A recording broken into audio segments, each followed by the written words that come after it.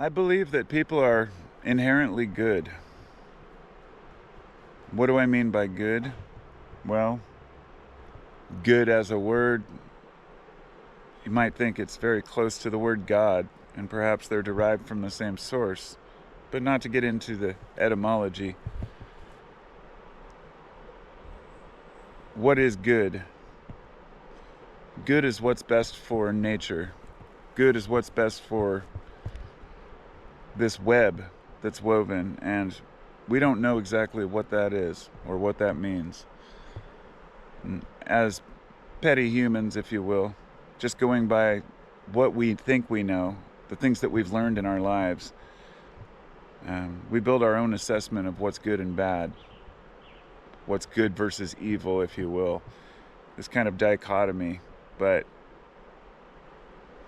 the more you understand about polarity and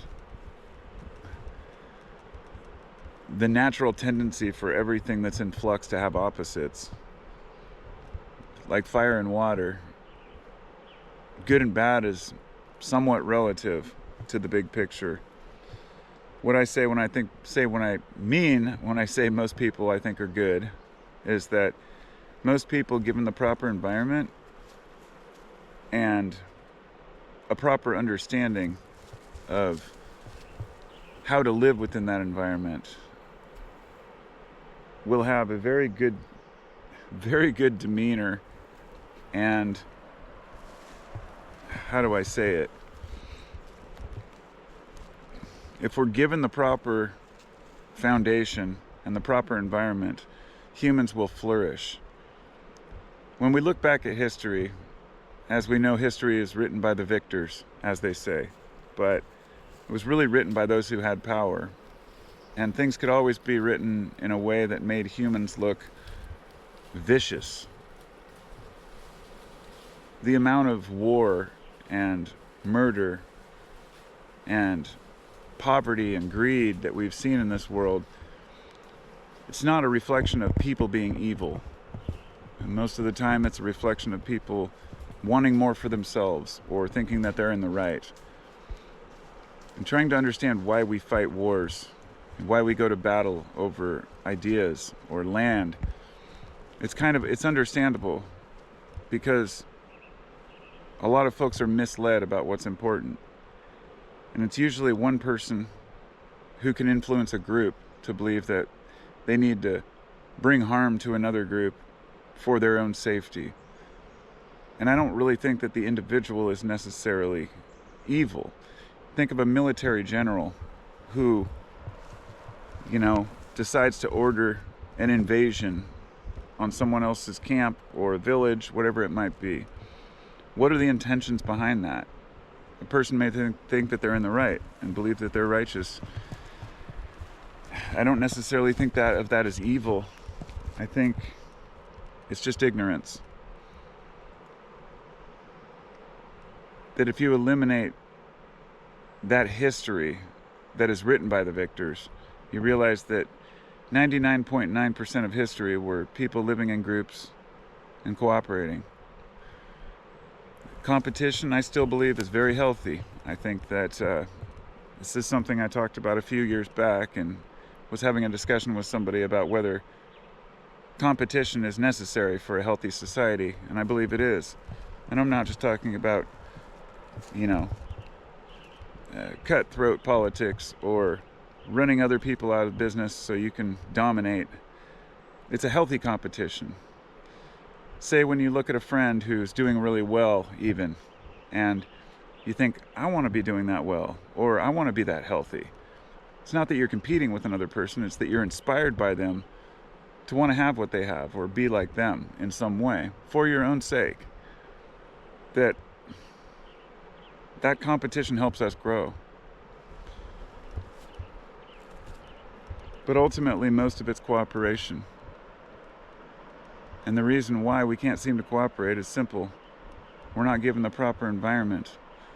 We're forced into this dichotomy of progress versus contentment. What the hell is progress anyway?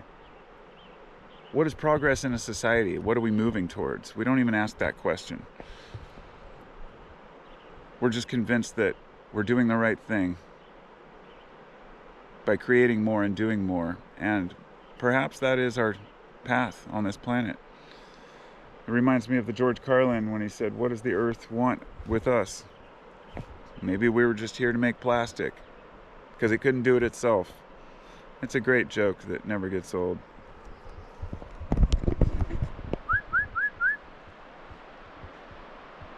It seems like the dog has run off. That's okay. I'm gonna go track her down. Just some thoughts about competition, cooperation, and being a human. Talk to y'all next time, I guess. You know, I stumble over my words when I discuss certain things because it's too deep for me to convey what I'm trying to say. I'm not saying I'm deep in that way. I'm just in my brain, the way that it works. I'm trying to process ahead of time, and I guess that's why people write scripts for videos, right? I just can't do that. My script is constantly changing with the times. It's changing moment to moment. Like, what do I believe is true? What do I believe is important? I think humans matter. And I think that we have a purpose here to grow and evolve our souls. I don't know how it all works. I don't know what comes after life or before, if anything at all, whether we merge into the ether or whether maybe there is that possibility that just by chance space created matter and evolved these creatures that can realize themselves and acknowledge their world. I don't know what to make of it. I really don't. But I can feel in my heart that there's a much deeper understanding and picture unfolding here, and that we should all be excited to be part of it. A little change of mind, you know, that mental alchemy, trial by fire, the philosopher's stone, the whitening of the philosopher's stone, the purity. It's not a full understanding. It's not a thing. I think of how many humans have spent time trying to create a physical version of something that's supposed to be a metaphor. Even the Ark of the Covenant, you listen to these stories, these are all things within our hearts. People spend millions of dollars traveling to find a physical item and exploring to find a physical item that represents something that is always here with us. That treasure that we have, that ability to just change how we think and decide, I want to feel a different way. I don't want to feel this way. I don't want to feel negative towards other people. I don't want to feel hateful or spiteful. You start looking deep within and you find that you've got a story unfolding in your second self. I'm glad I remembered that, because as I was drifting off to bed last night, I had this spontaneous urge to write a book and call it The Second Self. And how it pertains to the fact that we have two selves, in a way. At least this is true in my experience. We have the self that navigates this world and knows how to live in this society. And then there's the self that has passions and wants and desires. The self that we have to kind of keep bottled up at times because it's not allowed to express itself. The wild side that we all have. And maybe that's another important thing to remember, is that polarity. That you need that. Even polarity within human to human, there's polarity within each human to themselves. This is things that we can't reconcile.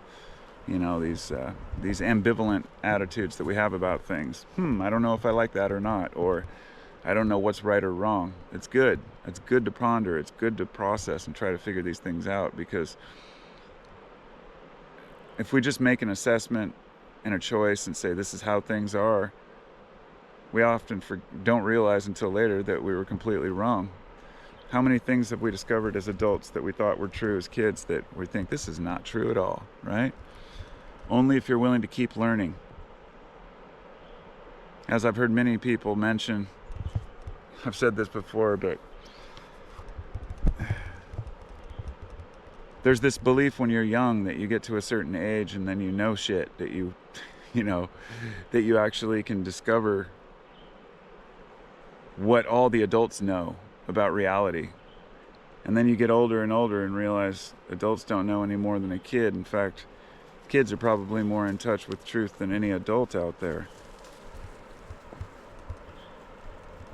You can learn a lot from children. So keep that childlike wonder and acknowledge your true selves, both of them. Peace and love. Guess I should get back and make a cup of coffee, although I don't really want to take the time to boil the water and get out the stove and all that. So maybe I'll just go down to the creek and jump in. That'll wake me up. Peace out.